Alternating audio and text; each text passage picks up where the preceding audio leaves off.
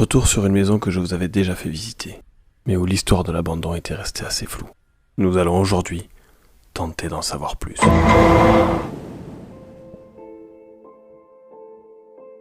Ici, vivait une mère et ses 3 enfants, dans cette superbe villa, au milieu de la nature. Mais l'alcool, les déceptions amoureuses, le surendettement conduisit cette femme à la dépression et la poussa à l'incompréhensible.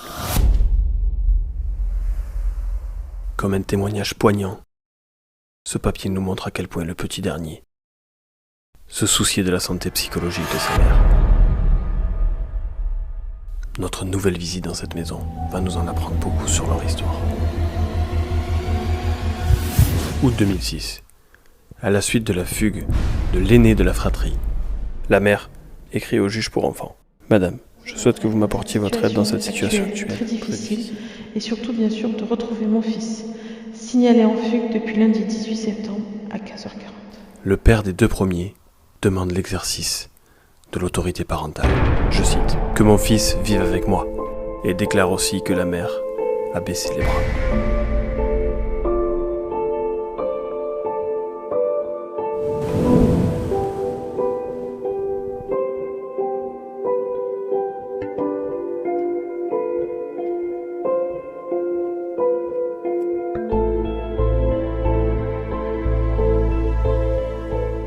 Ce gamin fugueur de 15 ans, ne sachant plus où donner de la tête, se réfugie chez sa tante.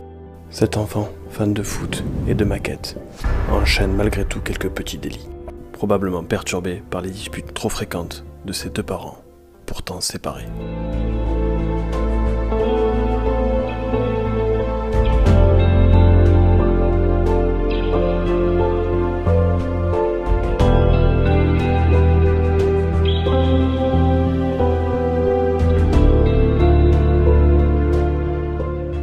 Nous avons erré dans cette maison, conscients du drame qui s'était joué ici. Après avoir lu ces innombrables courriers, nous avons eu l'impression de voir cette famille exploser sous nos yeux.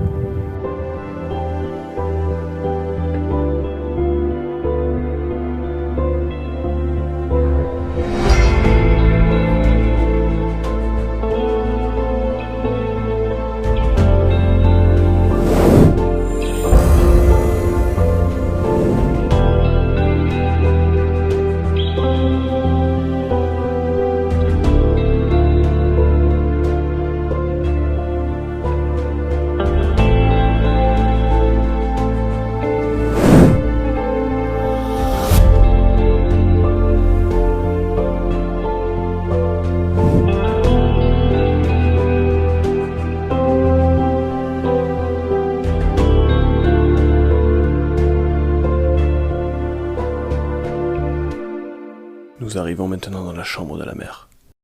Une mère dépassée par les événements. Elle se confiera dans un courrier adressé à l'assistante sociale, lui expliquant que si j'ai tant de problèmes de santé aujourd'hui, c'est en grande partie à cause de l'adolescence très turbulente de mon aîné. Nous avons également découvert un grand nombre de contrats de crédit type revolving et de nombreuses lettres de relance d'huissier. Et comme si tout cela n'était pas suffisant, nous avons également découvert un courrier qu'un jeune amour naissant, déjà avorté, l'avait plongé dans une tristesse absolue. Je me souviens, la première fois que j'ai mis un pied dans cette maison, la première question que je me suis posée, et la première sensation qui m'a envahi. Une immense désolation. Et de suite derrière, pourquoi ? Pourquoi être parti ? Pourquoi être parti sans avoir pris les jouets des enfants ? Sans avoir pris le linge dans les placards ? Sans avoir pris les photos de famille ?